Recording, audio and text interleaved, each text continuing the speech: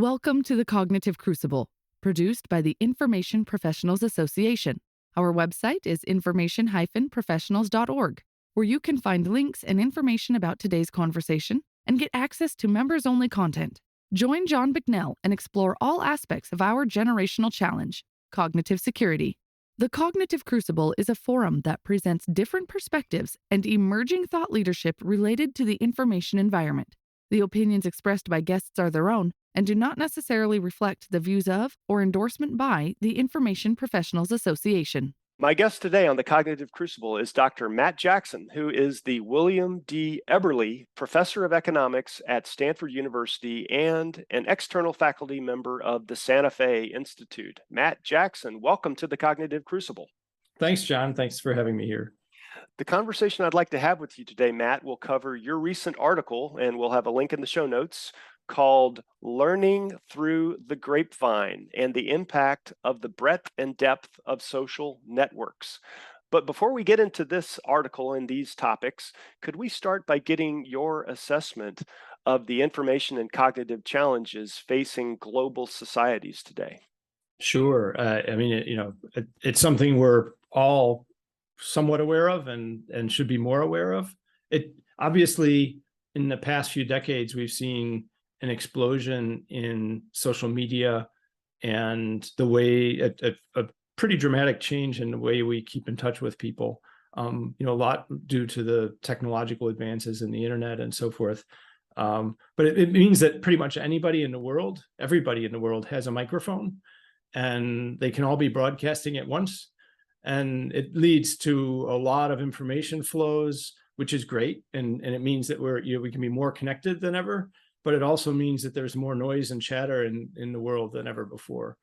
And, it's a question of how do we harness that? How do we filter it?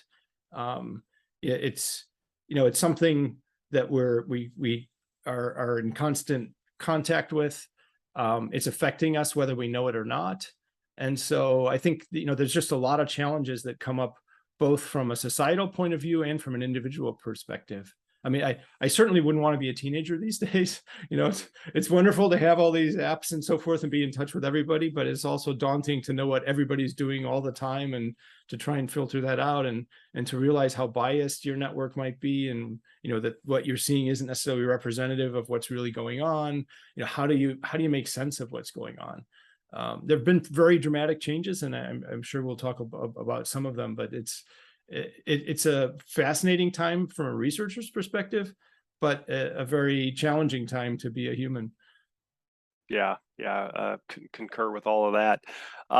So maybe we could start stepping into your article just a little bit. And it starts out with two really interesting quotes that I'd like to read for our audience and ask you to comment on these quotes. But one is from or attributed to U.S. Senator Elizabeth Warren, and the other is Facebook or Meta CEO Mark Zuckerberg. So first, the Elizabeth Warren quote, and it goes, "The safety of our democracy is more important than shareholder dividends and CEO salaries. That's why I'm calling on tech companies to take real steps right now to fight disinformation." And so that was Senator Warren. And now the quote from Mark Zuckerberg contrasts things a little bit, I think. And Zuckerberg says, "I don't think that Facebook or internet platforms in general should be the arbiters of truth." So why did you start out with these two quotes? Well, I think what we start with is the fact that it's actually, first of all, important to be dealing with this problem of information flows and misinformation, disinformation, malinformation, all kinds of distortions in information that might be out there. So I think the Warren quote points to the fact, we should be worried about this. It's concern. It could be a concern to our democracy, to the world.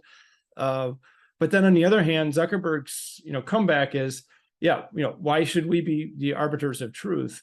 And I think that points to a really challenging problem, is that no matter who you appoint to be an arbiter of truth, censorship is difficult.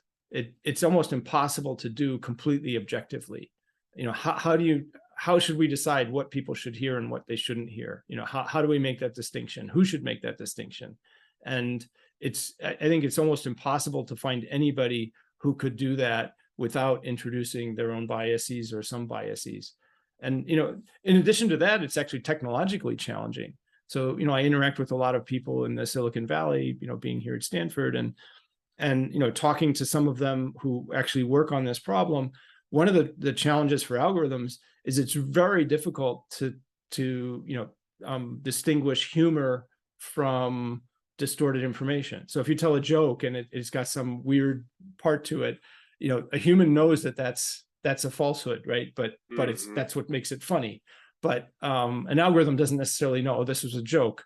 Or, if you forward something because you think it's so exaggerated and you're laughing at it as opposed to trying to spread misinformation, that's a very different, sort of situation. So it's difficult for algorithms to do it. It's difficult to, have any particular person be in charge of it. At the same time, it is being done. So any algorithm that you design is implicitly making choices about what you show people and what you don't, right? I mean, the volume of stuff that goes through Twitter or through Facebook or, messaging and, on YouTube or Instagram, whatever you're looking at, the sheer volume of stuff that's going on has to be filtered. And so companies are filtering it. They're deciding what you're going to see. So in some sense, they're doing it anyway. But, we don't necessarily want them trying to decide based on, oh, we think this is true and this is false. So that's sort of the starting point is there's a big problem, but it's difficult for us to really trust somebody to be making these choices. And are there ways that we can improve information flows without actually digging into the content?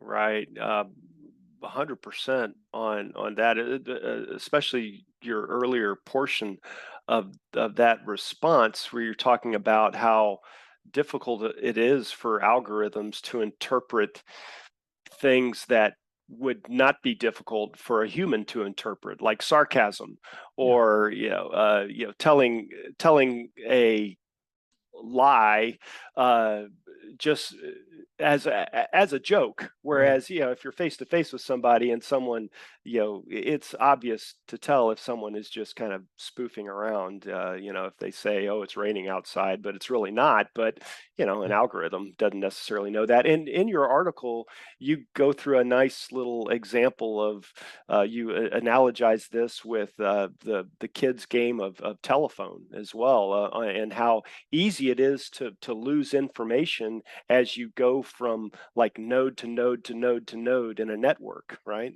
Yeah, exactly. And when you look at things where you can actually alter messages or put in your own little content or your own twist on things, forwarding messages, it's really easy to have that morph. We cite one study where they were looking at Facebook memes. There were out of 470,000 things that were forwarded, there were over 100,000 that actually had distortions in them and some, effective mutations in them. So, it's easy for stuff to be forwarded and to change dramatically along the way. And we know that just from our own, games like that. But when you amplify that on modern social media, the chances for it to be distorted are really high. And that's completely separate from people who are deliberately trying to, misinform, right? So in the game of telephones, it's not like people are trying to change the message. It just happens naturally because we all don't reproduce what we heard exactly correctly. And then when you allow people to actually come in and try to make it hard for you to learn things, then it's even worse. I'd like to get your explanation of a term that I was unfamiliar with, but it seems to be a term of art called social learning. This seems to be an important concept. Could you unpack this just a little bit more and relate it to the to your article and this entire topic? Yes, social learning refers to the fact that we rely heavily on other people for the information that we have, and that has been true for millennia. It's certainly true now. And, even though that might come through various social media platforms or, be filtered in different ways, a lot of times we're hearing things from our peers, we're talking to people, and what we hear, to some extent, how we form opinions depends on aggregating a bunch of different information. So if we want to ask something, okay, is this program, so for instance, we've been doing studies in southern India on diffusing microloan programs in southern India. Okay, so if I'm in a household there, first of all, I need to know that the program exists. That can be information that comes to me from different friends and so forth.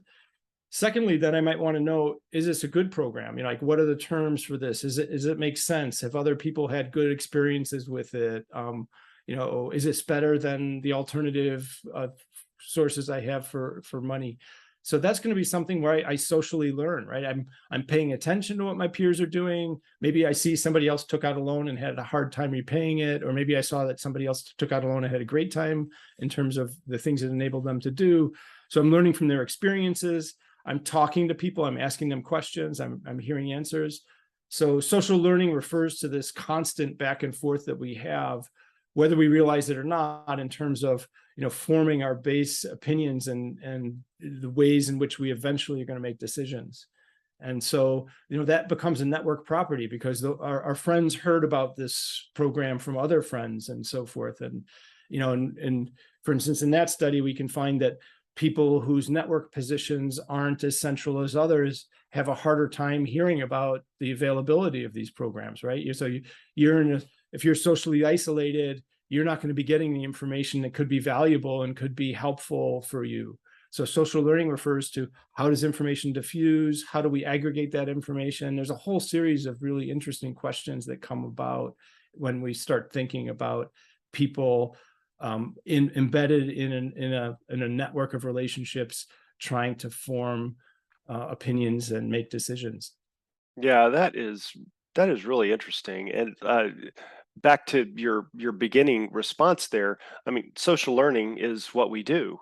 It's hundreds of thousands of years. That's how we've been learning. But I guess in today's context, it's a double entendre. I guess the social networks. So it's social learning on steroids, I guess, Exactly. or but also introducing the ability to influence in ways that, again, have always been present, but it just is exponential. So, wow, that is a really fascinating way to think about that problem. Now I'd like to bring something else into the conversation here. So you're an economist whose research interests include game theory, and so game theory is something I've been wanting to talk about on this podcast for some time, but I've not had an expert such as yourself to really illuminate it in the way that it deserves. So could you give just like a real quick 101 on game theory and how it relates into all of this? Sure. So game theory, it's sort of a silly name in retrospect, but it's been around for a long time. So you could think of the simplest version of game theory would be, okay, what strategy should I use in playing chess, right? So I've got an adversary. It's a very well-defined game. So you can think of parlor games as one example of game theory. But the interesting thing is that game theory extends way beyond that. And that was sort of the explosion that happened in the 1970s in terms of social science research. It was really revolutionized by foundations that were laid by John Nash, for which he won the Nobel Prize, and sort of it blossomed. And what it deals with is the fact that, okay, as a person, I make decisions, but those decisions are embedded in a setting where lots of other people are making decisions too. And those decisions are impacting me. So for instance, a simple example, I'm a kid, I'm deciding which video game to play.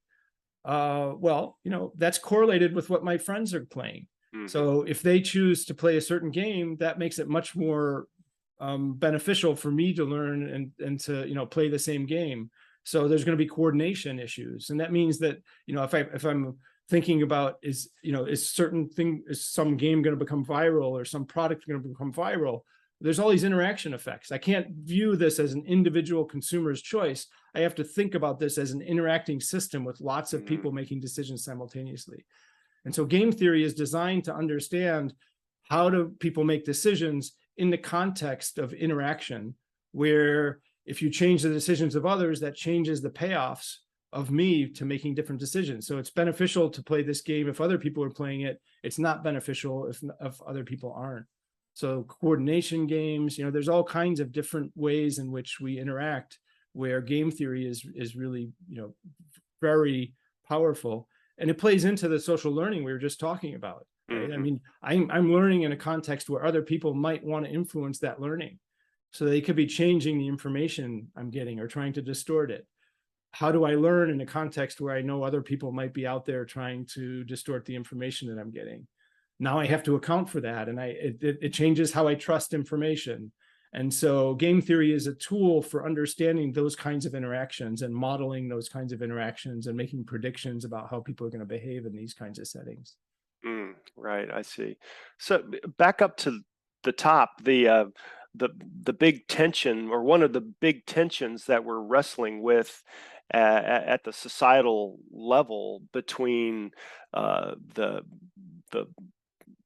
things that are enabled by technology versus the kinds of things that some people want to govern or to put some overlay guardrails on top of.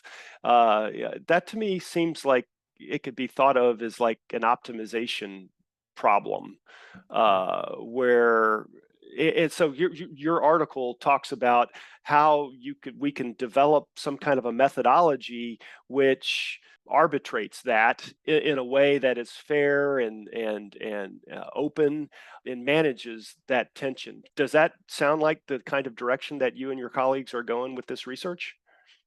Yeah, so this is work with Suraj Malladi and David McAdams, and part of what we were going back to the quotes we had at the beginning, from Warren and Zuckerberg, how do we actually help people learn in a setting where there could be a lot of distortions in the information that they're receiving?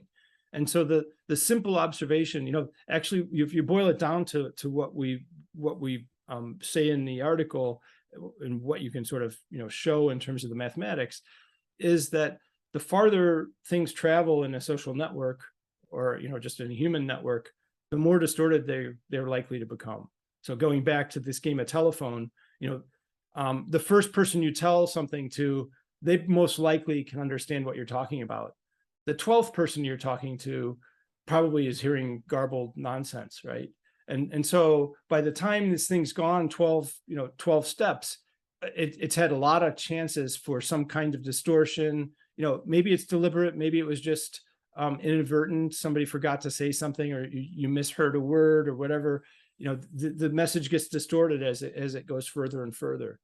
And so when we're looking in social networks, one thing that can be true is if we can affect what's the relative fraction of information you have that's traveling short distances, more likely to be truthful, compared to long distances, more likely to have built up some kind of noise or be garbled, then we can improve learning. So the simple kind of observation is things that control that and increase the relative frequency of stuff coming from shorter distances compared to longer distances just improves information fidelity in a network. And so what we do is then talk through, well, if you can either limit how far people can send things, or you can limit how many people can forward things to. And somehow it also assesses the likelihood of a message being distorted from its original context. Yeah, I mean, so the original context could just be, here's a study, we found X. And so then, okay, well, somebody tweets about it and they said, oh, a study found X, but they don't say X, they say, oh, a study found X prime, right? Right. A little bit of noise, X plus was some noise, their interpretation of what the study found, which isn't quite factual. They introduced some distortion into it and didn't quite tell you what the study found. And then somebody picks up on that and says, oh, wow, did you hear this? And I just heard that this happened. And so by the Right. time it reaches a few steps, it could be that what is being reported to you has nothing to do with the original story. Right. You gave a short example in your paper about like a fire, right? Yeah, Wasn't there an there was an example? example actually. There was an example. One of the examples from one of the prior study that had been done on Twitter retweets was, there's somebody was doing shooting a commercial in a part of London. So they're actually shooting a commercial, Yeah. and they're saying, okay, we're doing a commercial shoot. If you're That's around, what it was. That's show up. Then somebody actually reads that tweet, and instead of seeing commercial shoot, they say the shoot in London, and so they say, oh, there's a shooting in London, or something, and then then it says, oh, stay safe, people. People are warning people, don't go to central London. There's a shooting going on, or and so you get something that starts out very innocuous, and it's completely changed by the time it's reaching out, right? That's what it was. I mean, it's comical in a one-on-one discussion, but that is happening all over the place. It's out of control. It's like wildfire. But the example wasn't fire, but it is like spreading like wildfire. I'm curious. Does information theory play at all into this kind of a discussion space? Like, so I'm thinking of like Shannon's information theory and the concept of losing information over a channel and being able to measure that loss and having that provide important information to decision makers on the fidelity of information. Is that something that you and your colleagues have looked at? Yeah, I mean, it doesn't directly apply to Shannon, but it is a form of this. It's, you can almost think of it as the law of entropy, right? That you've got this thing moving around, and the further it moves, the less information you have in it from the original source, and so you want to be controlling these systems to not reach a point where the information becomes completely useless and people are just completely overwhelmed. And exactly how you do that is tricky. But one possibility is just being aware. So I think there's sort of two purposes of this article. One is just to illustrate how problematic long distance information travel is in these kinds of networks. And these examples are good ones to sort of point out how things can morph pretty quickly. And then the second is, what are potential solutions in just sort of limiting the network.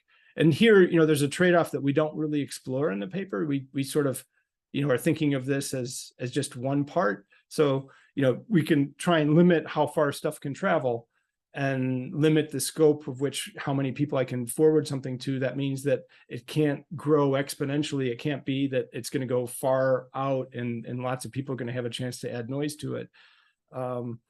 But, that also limits things from going viral, right? And one difficulty is platforms like things to go viral. That's part of their business. And so, if you tell them, back to Zuckerberg's quote, right? Yeah. I mean, you tell them, okay, look, we don't want, we're trying to avoid things going viral. We want things to be so that people are hearing the stuff that they really need to hear with high fidelity. So we don't want, things to be able to morph and be resent that are distorted. But that's tricky. There's a trade-off there. And so we can talk about how it improves fidelity, but there's also losses to not having, information be able to go viral that maybe is very valuable and maybe, could come out unscathed. So it's a tricky problem. What's been the reaction to this article or to this research direction that you've been exploring? Yeah. So I mean, two examples: both WhatsApp and Facebook Messenger have put in caps on how many people you can forward things to. So they put in caps of 5 people on forwarding. Not directly as a result of our article, but when you actually look at what their stated reasons for doing so were, it really does have to do with trying to preserve information flows and make sure that the internet doesn't become a sea of distorted information. And then there's also, like new things that are going on in Twitter now, where you can actually edit tweets, and they're trying to figure out how do you do that in a way that people will still be able to figure out what's true and what's not. And, so that I think people are increasingly aware of this kind of issue. And we were just trying to produce simple models where people could begin to understand some of the trade-offs and see some of the issues present. But it's certainly something that is, the platforms are faced with, but as humans, we're faced with this too, right? When you talk to somebody and you find out something really interesting from them, one thing that's natural for you to do, we always tend to ask, oh, who did you hear that from? Or if you're really good, you say, what's your source? You say you hear this, but what do you mean? Where did this information come from?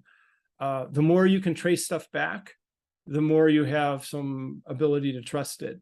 And I think, there's a question of how do we make sure that that's maintained in these, modern settings? Yeah, for sure. Well, fascinating research, very relevant research, obviously.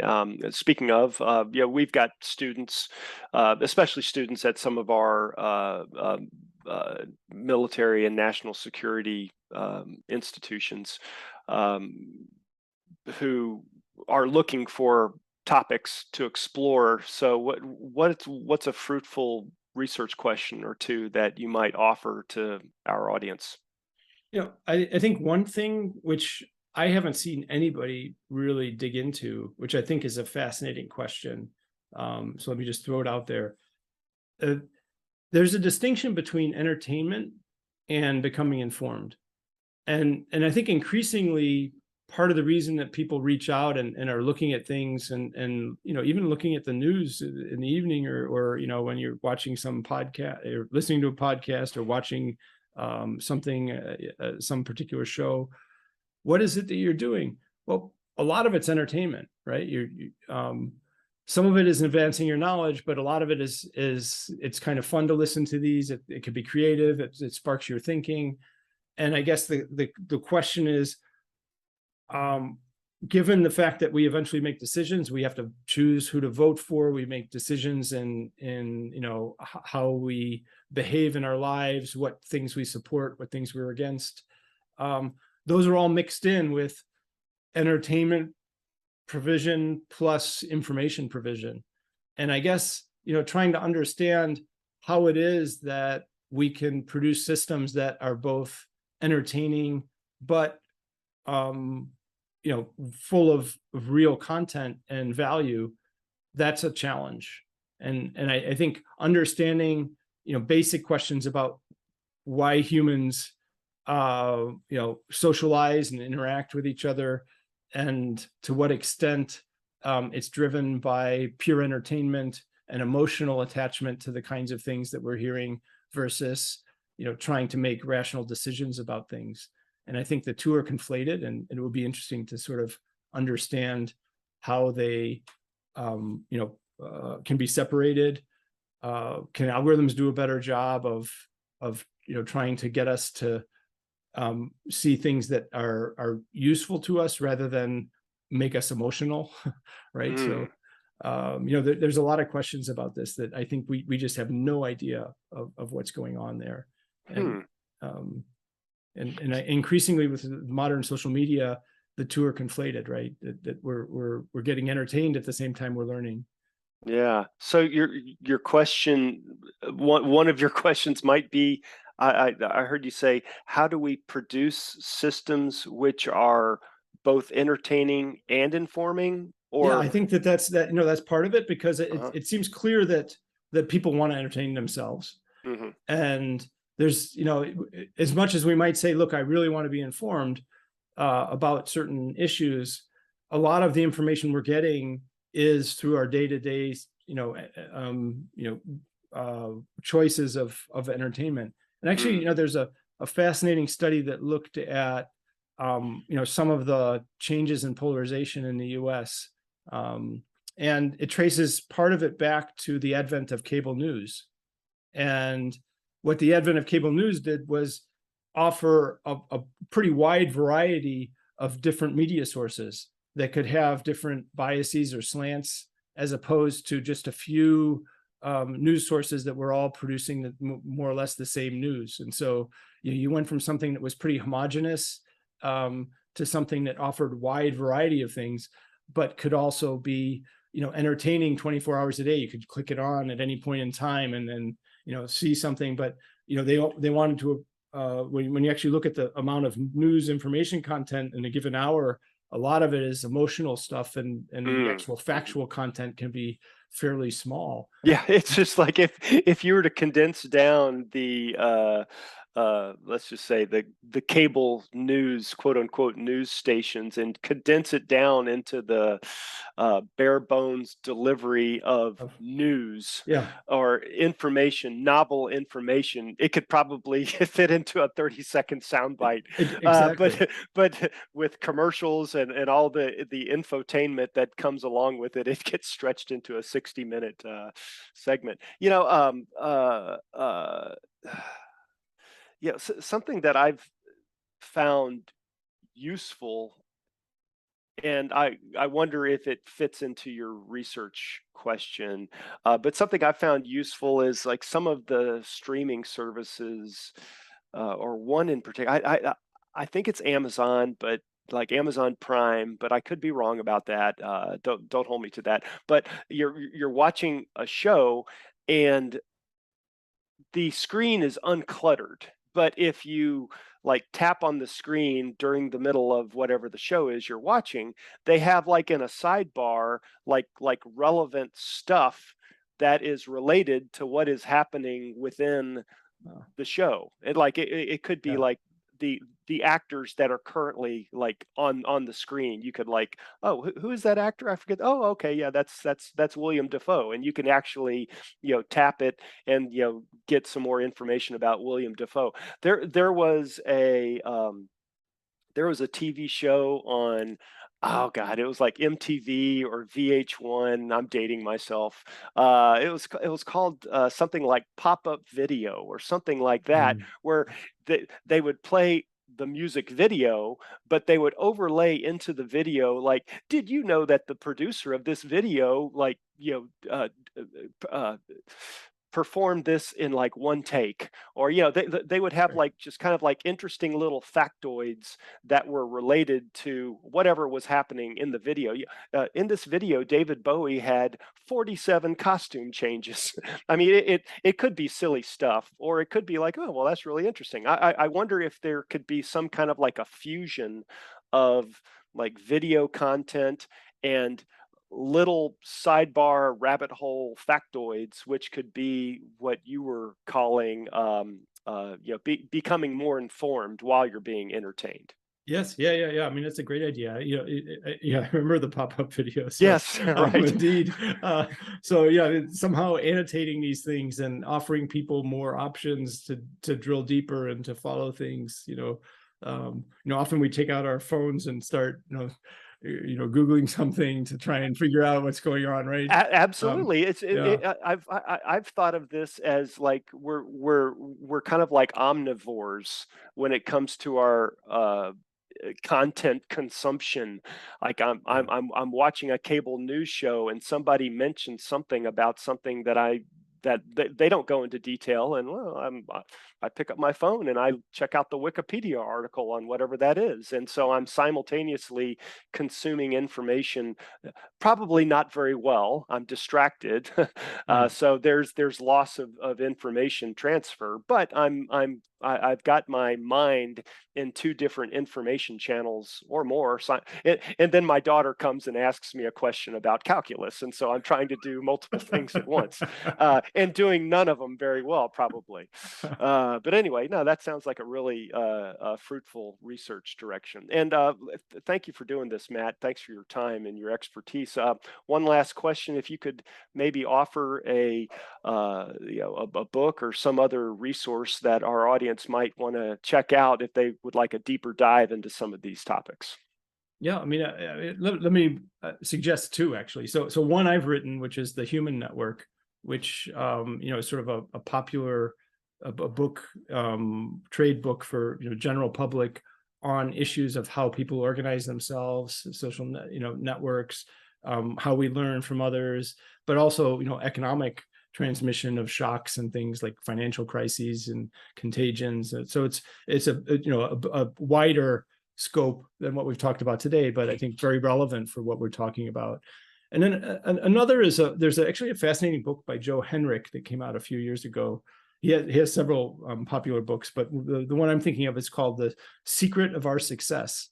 And it sort of asks, what's different about humans than other species, and how were we able to sort of come to dominate the planet, and as you would.